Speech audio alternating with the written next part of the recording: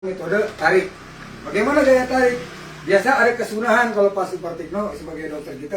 Kesunahan adalah menyentuh bagian punggung, si punggung daripada hewan tersebut. Ternyata di situ ada sebuah tekanan ketika kita sentuh, ada hormon yang membuat dia menjadi senang. Ada hormon yang membuat, kalau bahasa kita hormon endokrin ya, kalau rasa nyaman. Itu ternyata di situ para dokter meneliti ada hormon yang ditekan, yaitu hormon merasa dia nyaman. Nah, kemudian kita mau space-nya tarik. Nah, untuk space tarik, utamakan kita udah tahu nih diameter daripada lingkar leher itu sekian, maka kita gunakan ini udah speknya udah sesuai. Nah, terus untuk gaya tarik, utamakan kita masuk dulu Pak, seperti orang mengangkat tuh. Taruhlah kita begini. Nah, jangan kalau nyembeli tarik tapi posisinya di sini, nggak akan habis. Tapi dia harus masuk. Nah, tuh. Nah, sampai dia bunyi. Dan ketika dia mau kita tarik, udah kita tekan. Kita tekan, Bismillah Allahu Akbar. Habis Pak. Kan saya tulis tuh Pak. Ini otot atas alteri. Gitu. Jadi kita misalnya gini, kita masuk tekan, panel itu sudah baca, ya kan?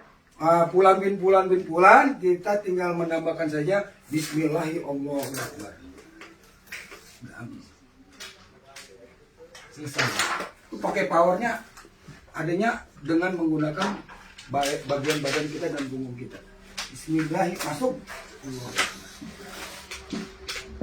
Itu kalau pangkalnya harus tajam ya? Ya, makanya kalau tarik diutamakan pangkalnya harus tajam. Kalau nggak tajam dia nggak sobek. Maka kalau dia nggak sobek, jalannya nggak mulus dong. Bahkan belum nyampe kalau misalnya tarik. Kalau kita pakai tarik di sini Pak, ketika kita Bismillah Allahu Akbar, kalau pisau masih panjang dapat, tapi kalau nggak posisi kita udah nggak enak. Belum nanti ditahan sama teman-teman kita di belakang nih, yang pengen buru-buru tim hore. Jadi Bismillahirrahmanirrahim. Jadi kita ini gelambir yang panjang cukup kita, kalau misalnya hewannya misalnya gelambirnya panjang, kita cukup lipat di sini. Jadi kita raba dulu, mana jakun ya? Kalau yang udah profesional tahu ini jakun. Dan ternyata jakun itu menentukan cepat mati tidaknya hewan. Kalau kita menyayatnya di atas jakun, pasti matinya lama. Karena yang terputus bukan urat yang kita mau, tapi urat leher, urat lidah. Maka harus dibawa jakun. Maka untuk sapi rumusnya 5 jari. Seandainya ini kuping, kita cukup mal begini. Berarti udah 5 jari kan, itu malnya.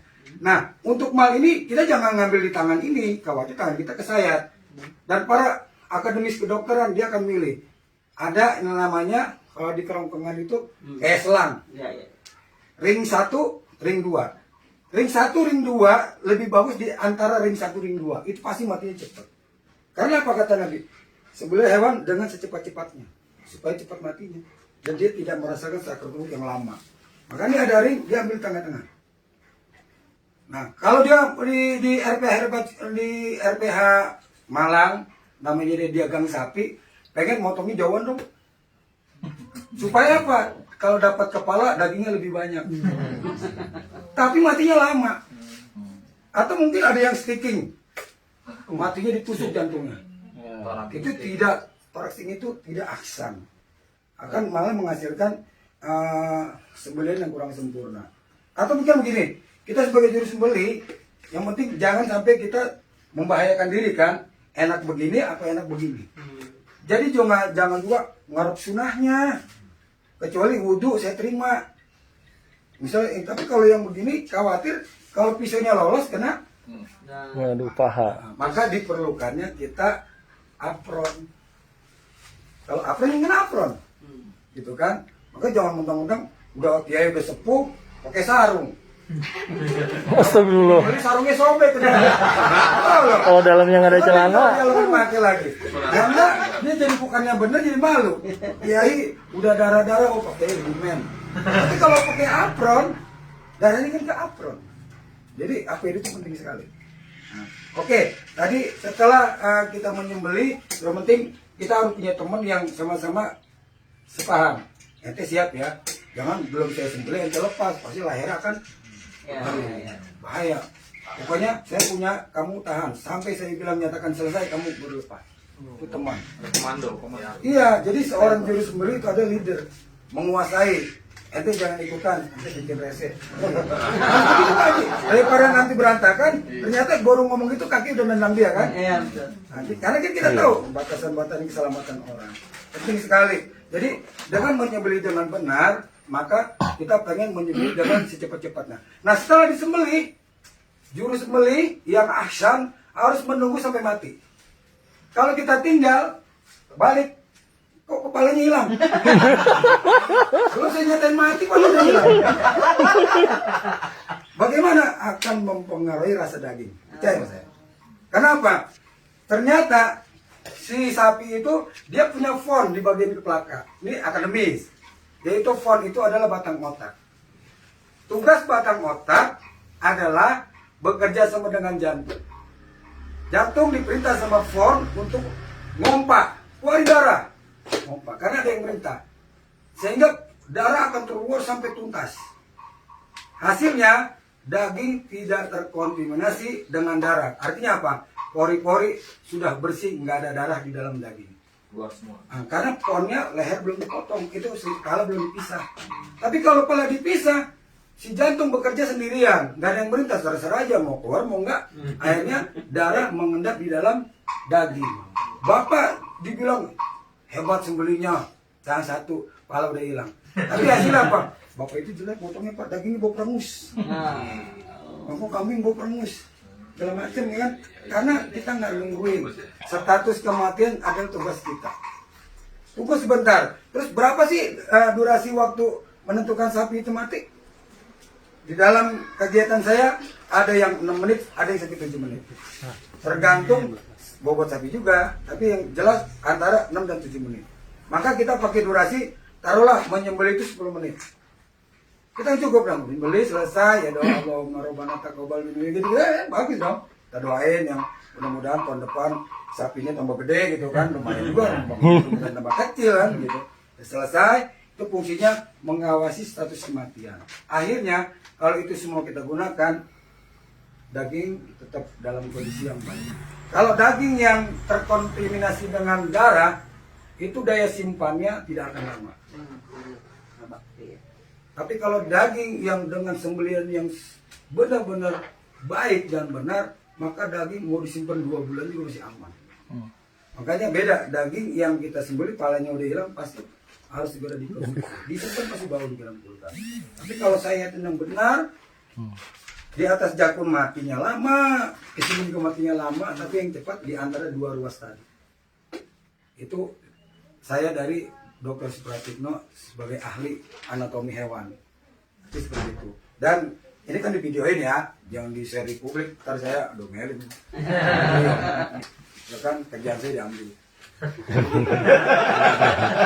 Ada di sini saya nilai tala supaya semua seragam punya ilmu. Tapi namanya media sosial begitu jahat. Ya kan ada pelatihan nggak bilang-bilang. Itu aja saya intinya di sini saya mudah-mudahan Bapak dapat memahami dengan fungsi-fungsinya bahwa menyembelih itu ternyata harus belajar, bukan cuma ngeliat, kita praktek. Kita harus tahu yang kita sembelih ini leher. Isi leher itu apa? Sampai ditanya Jagal, isi leher apa? Pokoknya itu saya potong. Sampai organnya nggak tahu. Mana almari, kulkum, dia nggak tahu. Mana arteri, fungsi arteri itu kan ada 2 di sini. Yang satu ke jantung, yang satu ke otak. Nah, terus di bawah ini ada fon obligata. Jadi dia fungsinya, makanya kalau ini yang di sini terputus, udah nggak ada yang merintah. Ada sensor di sini. Karena semua sensor tuh ada di batang otak. Maka orang kalau jatuh batang otak geledak. Mati. Misalnya orang-orang kalau yang geledak gitu kan, karena dia sininya ada batang otak. Saya rasa itu aja teknik dari saya tentang menyayat dengan gaya tarik ya. Terus bagaimana dengan gaya dorong? Biasanya yang perhiasan nyembelih, Bapak nyembelih juga kan? Kalau nyembelih teh untuk gaya dorong, yang paling pertama kita perhatikan adalah kita sudah memahami bahwa ini adalah jaringan leher.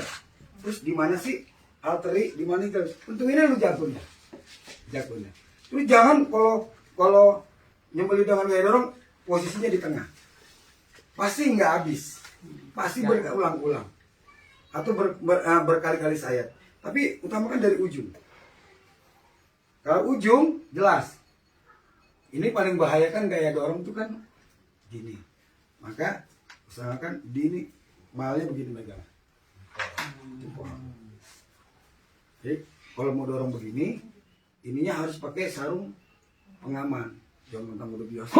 Kalau ini kepleset, habis tangan kita. Jadi kita jangan ngarep. Pokoknya pakai pengaman aja lah tangan. Pelan-pelan. Tapi dari ujung Pak, udah yakin kok besi kita tajam. Asal pegangan lehernya kencang, gini aja Bang. Jadi kalau di dalam bahasa saya tuh begitu kita dorong, Bismillahirrahmanirrahim, hajar wajibnya. Wajibnya apa yang harus terputus? Hukum Hukum al-mari. Al-tari udah kenapa? Kata sih dari ujung. Nah, hajar ya. Kata Imam Malik 3 sudah wajib cukup. Ya kan? Kan masih lebih. Udah sekali sayat. Kalau masih kurang puas ya tarik aja. Sunnah. Selesai kan? Hajar wajib, ambil sunnah.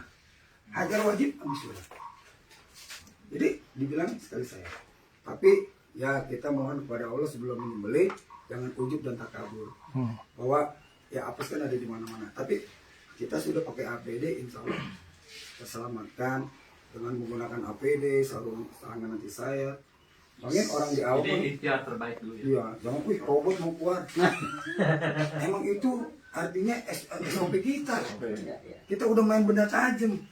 Terus kita berlawanan bukan artinya kita menangguli hewan yang kita sembelih. Mohon perlindungan sama Allah. Ini hewan adalah hewan ibadah, bukan hewan sekedar dimakan. Dan sembelih kurban itu bukan ngarep daging, tapi ibadah. Itu aja. Mudah kita hajar. Jadi kalau untuk dorong bismillahirrahmanirrahim, Allahu Akbar, hajar wajibnya, ambil sunnah. Jadi incarnya seperti itu. Nah, pokoknya di bawah jakun Pak ya. Kita perisi dulu 5 jari ini jakun. Pasti mati cepat. Dan kalau melihat darahnya memuncar kan deras, itu berarti benar-benar potongan. Sampai 6 menit kemudian darahnya keluar.